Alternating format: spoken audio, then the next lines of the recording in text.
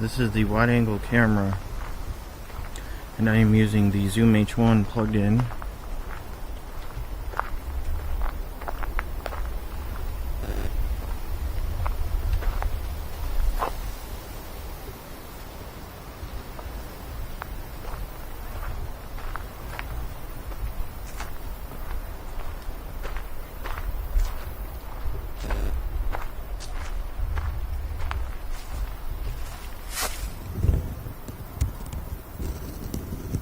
And obviously there's no autofocus on the wide angle camera because it's supposed to be geared as a wide angle camera.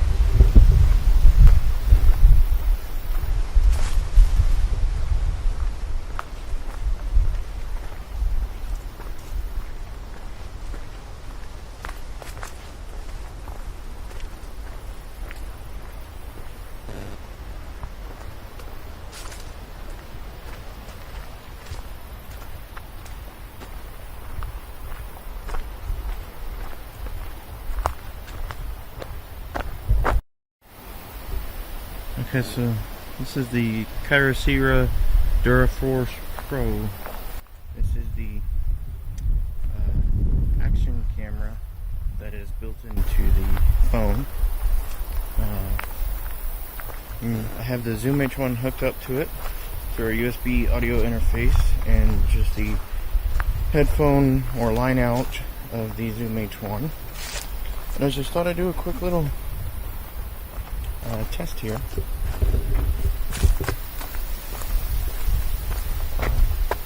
Try to post a picture of the little camera rig that I got on here. This is just a quick little test here. It's an action cam. It's, you know, it's not, wow, that water is gone in this lake. You know, it's not the greatest action camera. It doesn't compare to like a GoPro or anything like that, but hey, if you look on their website, they say it's pretty durable. And on a GoPro, you need a separate underwater housing, whereas this camera is completely waterproof. IP68 rating and all that good stuff.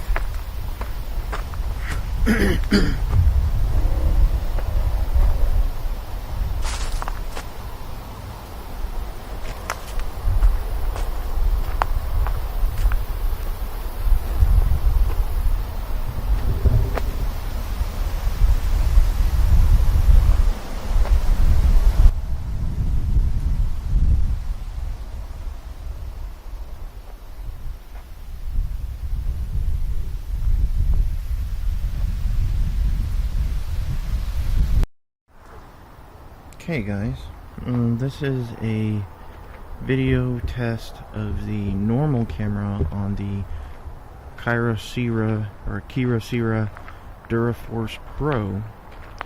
This is the standard camera, not the wide angle action cam.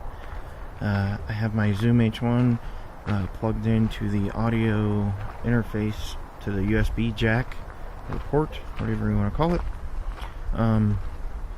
This is fairly low light out here,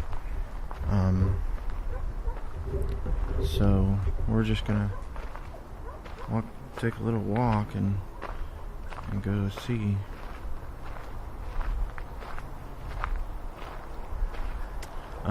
The audio, well, both the video and audio quality are not that great. it's, you know, it's a trade-off.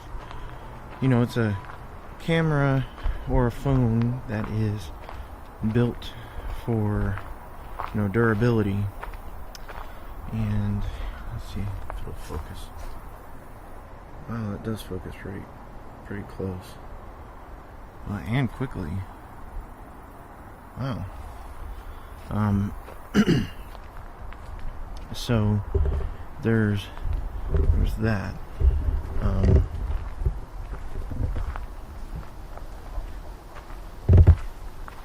gonna switch hands here.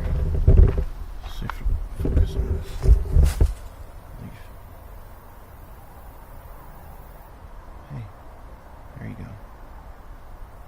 Of course, the leaf starts to move.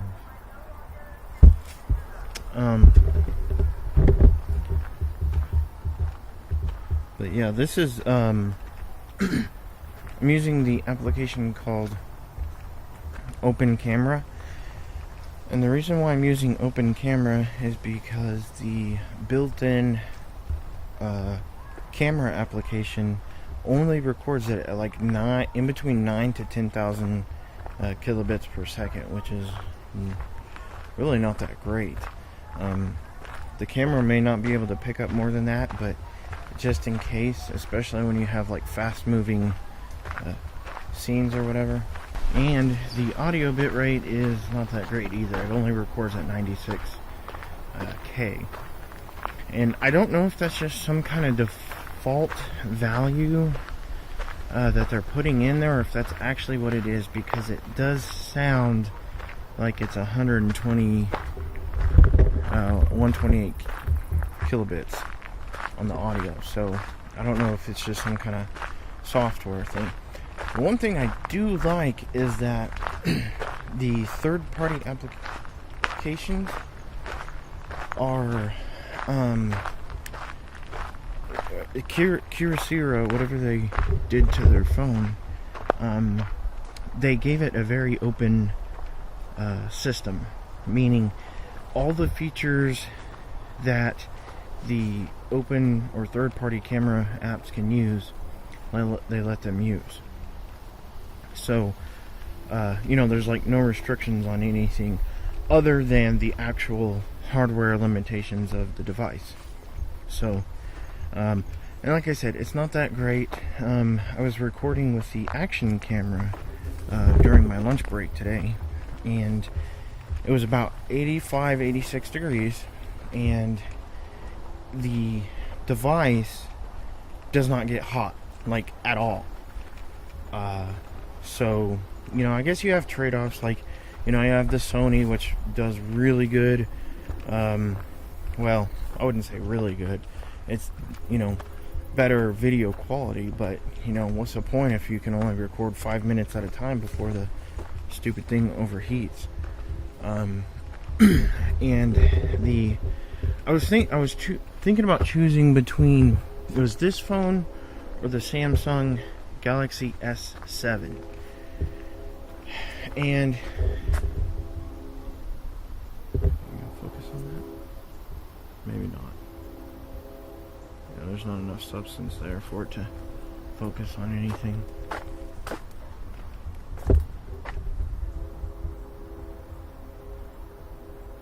And I have the exposure locks.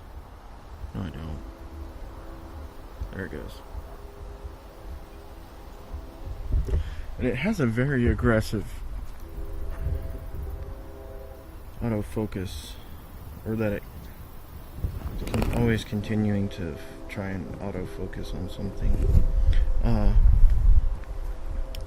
But anyways, I was thinking about choosing in between this and the Samsung Galaxy S7. The S7 Active. So, you guys will probably see in the review coming up exactly. Come on. Are you gonna focus for me? Maybe not.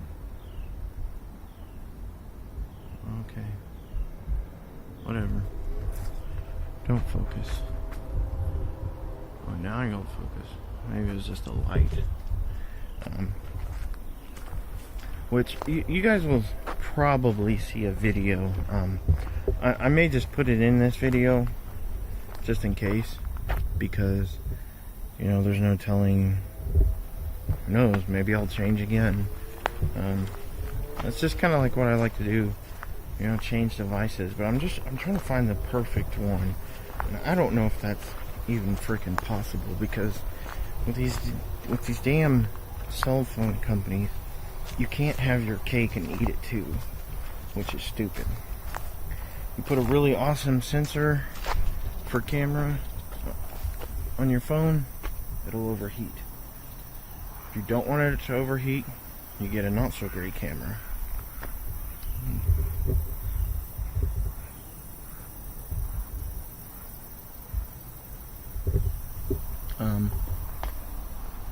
So, and then, you know, there's audio limitations and all that. But the reason that I chose this over the Samsung S7, ooh, let's see those clouds over there.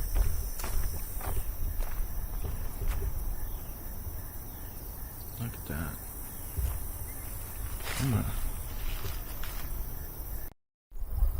Alright, this is just another test with the action camera and low light capabilities.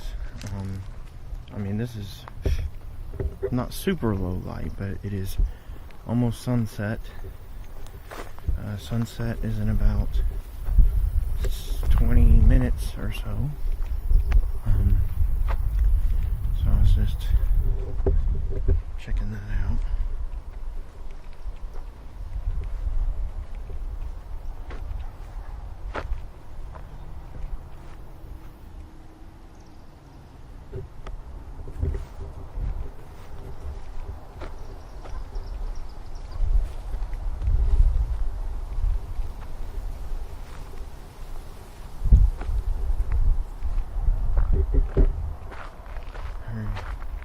Are going into fairly low light.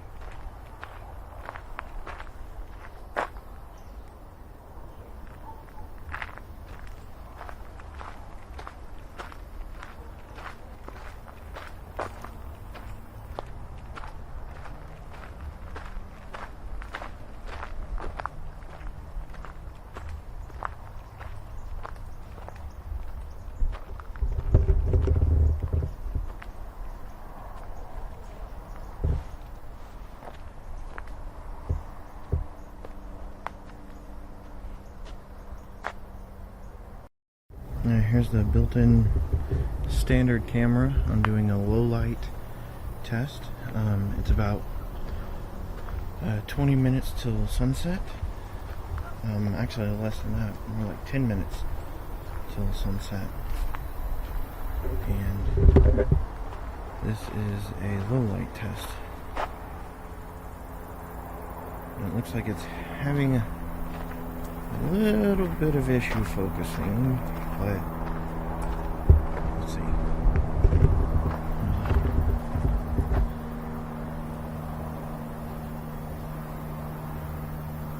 And it focuses. I mean, it's doing okay. I know it looks like it's not, but I promise it is 7:05 and the sun sets at 7:17. So, like, I mean, I can see better on the camera than I can with my own eyes. But I guess we'll have to see once we get it uploaded onto the computer.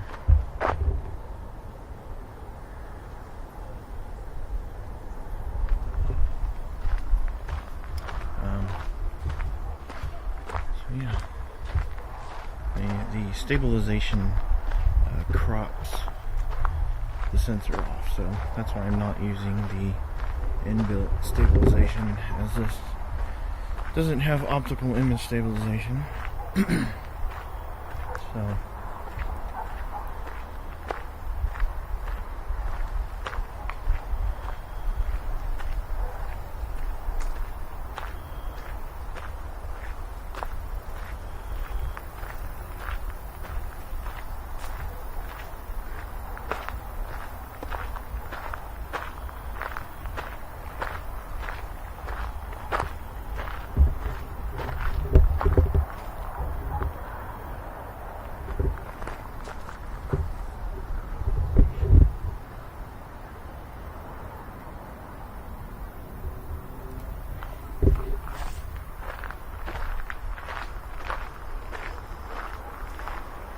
and I'm not really sure if I can tell just quite yet, but at 30 frames is what it's recording at, 30 frames a second.